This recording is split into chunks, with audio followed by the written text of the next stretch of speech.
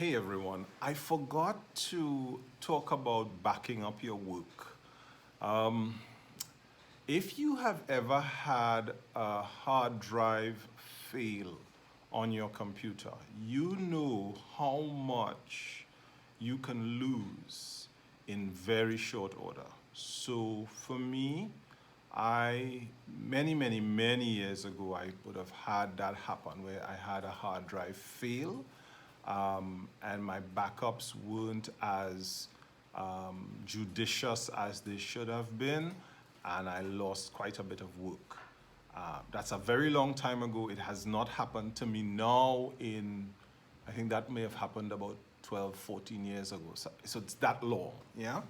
I have a pretty rigorous regime of backups. So at the furthest point, I will back up on a weekly basis.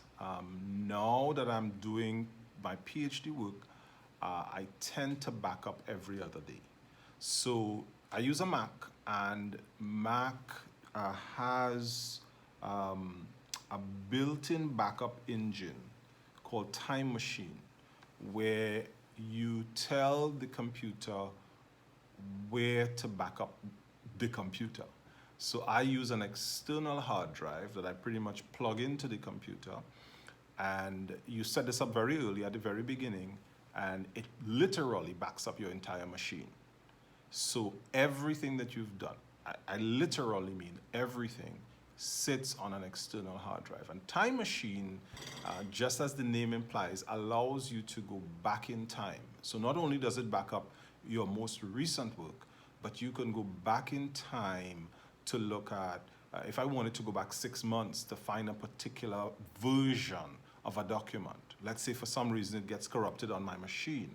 I can go back into Time Machine, and it literally takes you back in time to find that version, or at that time, which is pretty cool. So that's one mode of backing up. Now, if you're doing postgraduate work, you are going to be investing lots of time, lots of days, lots of hours, many. I don't know how many. I don't count how much time I spend. Yeah. Actually, just as a side note, in some countries, a PhD is a job.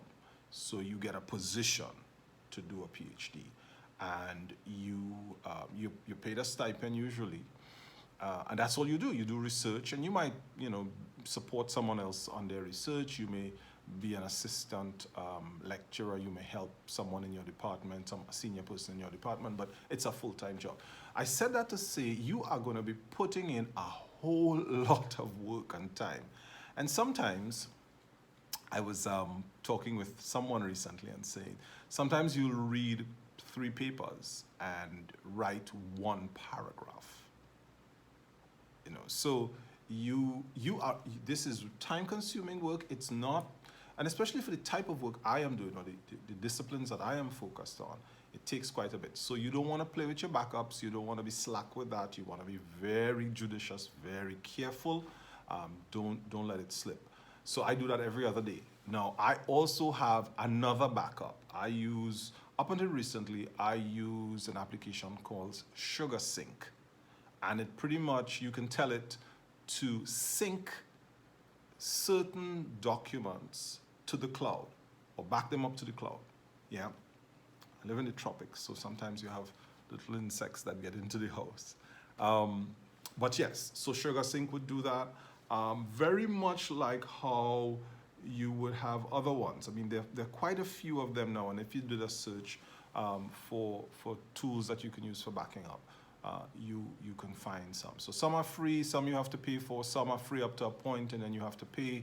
SugarSync is free up to a certain point. Once you cross a certain point in terms of, I guess, how much data you have backed up on there, then you do have to pay. So that's a paid annual subscription. It's small. If I were to lose the work I've done since September to now, that would be mind-blowing. I'm happy to pay a few dollars just to back up my work. And of course, Google, those of us who use Google, and most people do, Google does have, you can sync documents to Google. So Google will hold your documents, and when you update the documents, they are sitting there.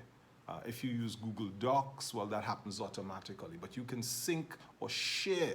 So I can share a document to Google, and which is share it with someone. In this case, it would be myself. But when I update it, I believe that's how it works. It is backed up in the cloud, so that doesn't sit on my machine. So I've just pointed out for you multiple types of backups that you can do, and you should have a backup for your backup. You should have redundancies for your redundancies, so that in the event that you lose anything, you can go and find a recent version, very recent version. I'm very careful with that. I am almost anal about it because you don't want to lose your work. A week is a long time. The amount of papers I would have read in a week can be a lot, and then I would have to go back and find. And then it's not just to read the papers, but to language it and to synthesize it in the way that I would have. I don't want to have to redo that work. So yeah, so backing up, very, very important. Find a method that works for you and apply it religiously, apply it judiciously. There, as I said, there are many applications that you can use. Search online, find one that works for you, but find one, because you don't want to lose your work and then have to redo and to go back in time. All right, so that was the one I left out in terms of, there's this, I don't know what it is. I left out in terms of applications. Be sure to back up your work. All right, take care. This is Richard Solomon. Bye-bye.